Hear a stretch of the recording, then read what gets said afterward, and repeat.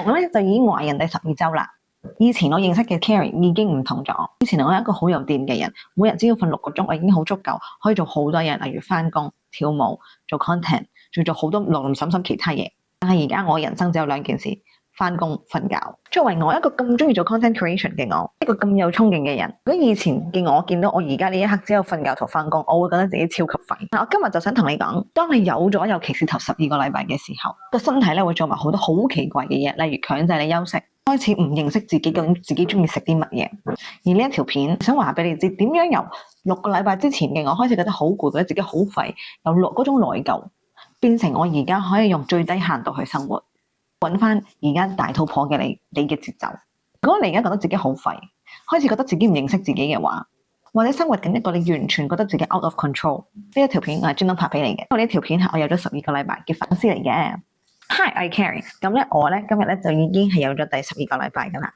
好相信當你有咗嘅時候咧，就會係咁喺 YouTube search 啦。咁呢樣嘢當然我都有去做嘅。咁每一個人咧有嘅 symptoms 咧都係唔同嘅。有人話作嘔啊，我就冇嘅。而我有啲乜嘢 symptoms 咧？一，我好攰，我長期都要瞓覺。二，我平時中意食嘅嘢咧，我就已經唔再中意食啦。3，我係超級情緒化，我開始覺得自己開始有 depression， 我以為自己有產前抑鬱症先。由於我本身係一個成日都好有電嘅人，食嘢咧就冇乜所謂嘅人，情緒都係好穩定嘅，所以我忽然間喺呢一刻，我係唔知自己係邊個，我已經用唔到詞語去 describe Carrie 究竟係邊個。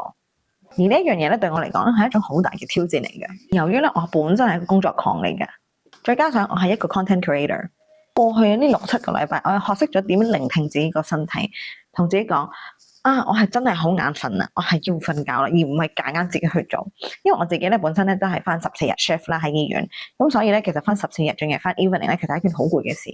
我長期都可能每2-3個鐘頭咧就要瞌一瞌，咁我好 respect 呢一樣嘢。一開頭咧我就坐喺巴士嘅時候，哇好攰，因為平時咧坐喺巴士嘅時候我剪片，但係我呢排咧就好攰，我就真係要瞓覺啦。咁我就去 respect 呢一件事，而唔係同自己去爭鬥啦。因為咧當我自己咧同自己有一個 inner fight 嘅話，其實我做嘢上嚟咧係更加攰，因為我係有需要休息。點解有咗頭12個禮拜嘅我會特別攰咧？其實咧我哋個小朋友咧就喺入邊用咗我哋平時好多電，即係唔好講整小朋友啦，我哋平時翻工其實都已經好攰噶啦。不過我哋仲有個細嘅喺入邊，佢長期都取緊我哋啲電。咁我哋食嘅嘢又係一樣，做嘅嘢又一樣，咁其實我哋個身體仲整緊多一個小生命嘅時候，就會更加攰。咁所以其實我哋係唔應該責怪自己，仲係我覺得係應該要去 exercise 自己嘅身體，可以整一個小生命。喺翻工同埋喺做嘢，其實我完全停晒我做 content 嘅嘢，因為我真係實在太攰。我每2-3個鐘咧就要瞌一瞌，因為我係咪有好長時間瞌咧？又唔係，可能我得個10至15分鐘瞌。我搭車啦。lunch time 啦，同埋翻屋企路上我都會瞌一瞌，咁我真係太攰啦。我容許自己去瞌，我容許自己冇以前咁勁。第一樣嘢我要知道嘅係我要翻工，所以就繼續努力翻工。而關於 content creation 嗰方面咧，我就1個禮拜，無論係 IG 都好 YouTube 都好，我都係每個禮拜只係 up 1次片，因為我個身體實在太攰，我真係想瞓覺。咁當然啦，我而家呢一刻咧點解會拍到咁多片出嚟咧？係因為我而家放緊假。咁雖然放緊假咧，其實我都長時間係瞓緊覺噶啦，可能有2-3個鐘係醒，跟住又瞓3-4個鐘咁樣。咁但係要好聆聽自己嘅身體究竟係需要啲咩，真係瞓咧你就要瞓，因為其實係你個 BB 喺度搶緊你啲電啊，你根本冇需要去同佢爭呢一件事，咪去瞓覺咯。你咪俾個 BB 去用啲電去令到佢可以喺你個 womb 入邊健健康康咁樣成長咯。食嘢咧就我第2個戰場，因為咧其實我平時食嘢咧朝早、晏晝、夜晚咧都係食同一樣嘅嘢噶啦，咁我就冇乜特別要諗食乜嘢。咁好可惜咧，我平時好中意食嘅肥牛啦同牛肉咧，我都忽然間好唔中意食，哇頭都痛埋。我一開頭咧係好責怪自己，係好 struggle，因為我每日要去諗食咩嘅時候，我根本都唔知自己想食乜嘢。有時候我仲要叫咗，咁我擺入口，我先會覺得原來呢樣嘢唔係我想食嘅嘢，令到我反胃喎。咁一開頭咧係好掙扎嘅，咁但係咧開始明白，可能小朋友都需要唔同嘅營養，咁咪慢慢去試下唔同嘅嘢。咁咧前排咧我就好中意飲湯，咁就成日都煲湯飲啦。咁發現咗原來我係中意飲湯水喎。咁因為咧亦都係 Instagram 有人同我講話小朋友中意飲湯水，咁所以我就開始煲好多湯俾自己飲。不單止咧我飲咗湯水咧個人精神咗，仲係我食嘢冇咁 struggle，只要有湯水嘅存在咧，我食咩都冇問題。咁你只要慢慢去重新去認識自己，重新去 explore 嘅話，你係會揾到一個方法，但你要俾少少耐性俾自己，因為喺呢個時間，你個身體需要嘅營養都唔同，需求都唔同咗。其實你嘅 craving 就係你身體需要唔同嘅營養，咁所以係需要去聆聽我哋個身體需要啲乜嘢，然後俾 BB 最好嘅營養。呢樣嘢咧，其實因為本身咧食嘢咧，我係冇乜要求啦。我係平時可以食同一樣嘅嘢，因為我唔想嘥咁多能量去諗我平時食啲乜嘢嘅人嚟嘅。咁我而家用好多能量去每日都諗食啲乜嘢，食啲乜嘢嘅時候，係其實好攰。但係你就當可以重新再認識自己咁樣咯。第三個戰場咧，嗰個戰場就叫情緒。咁我好彩，我自己嘅情緒係會發落我自己最親嘅人，例如我爸媽啦，同埋我男朋友啦。咁佢哋係真係好可憐嘅。咁但係我都有同我男朋友同埋有同我爸媽講話，有時我都唔知點解會發呢啲情緒。但係咧，其實當你嬲嘅時候咧，你自己係會好嬲自己去嬲呢件事，因為你覺得你根本唔需要去嬲咯。咁但係當你嬲咗，你就唔好怪自己點解會咁樣做，係因為你嘅荷爾蒙令到你嘅情緒不穩定嘅時候，咁你就要原諒自己多啲。你要明白，係你啲荷爾蒙飄忽得太勁，所以呢啲情緒嚟得太勁。其實 as a content creator 嚟講咧，啲 haters 嘅 comment 都令到我更加嘢負面咗。咁但係其實都係要好時刻提醒自己，就係呢啲唔係真嘅，呢啲係你大肚婆嘅情緒，係你啲荷爾蒙令到係咁樣。而嗰種荷爾蒙叫 HCG，就係因為你 BB 喺度急速成長緊，所以你先會有咁大嘅情緒荷爾蒙影響。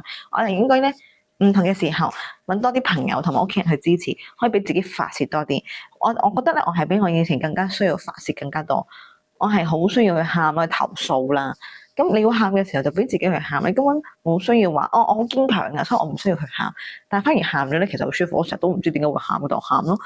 成日都發我男朋友脾氣，我男朋友大肚婆係咁嘅啦，佢都係會好俾我去發脾氣。咁其實一開頭咧，我男朋友會問我做錯咗啲乜嘢，因為我本身個脾氣唔係咁臭啊。跟住我就話我都好臭脾氣咁同佢講話，呢一個月嚟你根本學唔到啲乜嘢咯。我啲大肚婆脾氣你唔關你做唔做錯事咯，就係我想發脾氣咯。咁我男朋友其實慢慢喺呢個過程都會學識咗嘅。咁我都好相信啲男人唔係話，如果你第一胎嘅，我相信啲男人唔係一開頭就可以習慣到你呢個咁大嘅荷爾蒙轉變啦。咁但係你都要同佢好好地解釋，壓一壓你少少嘅火，去同佢講話，大肚婆就係咁樣噶啦。希望你另一個伴侶會去明白你同支持你。我之前拍咗條片就係講到，如果你另一半係唔想要小朋友咧，你就最好一係就唔好生。一係咧就要離開你呢個伴侶，因為我好明白喺我呢12個禮拜咧，伴侶嘅支持係好緊要嘅，即係好似我男朋友好想要小朋友，所以佢會無條件咁去支持我啦。咁但係如果你伴侶係唔想生小朋友，你應該會好慘啊，因為你會發脾氣，跟住佢就會鬧翻你轉頭，冇咗嗰種無條件嘅 support 咯。呢3樣嘢咧就係我12個禮拜有咗最大嘅轉變，我都會想同大家分享下，我喺呢個過程之中我學到啲乜嘢啦。我覺得以前嘅 Karen 已經係死咗噶啦。但我想話俾你知，呢個只係一個 reset， 同埋你係進入緊一個新嘅人生階段。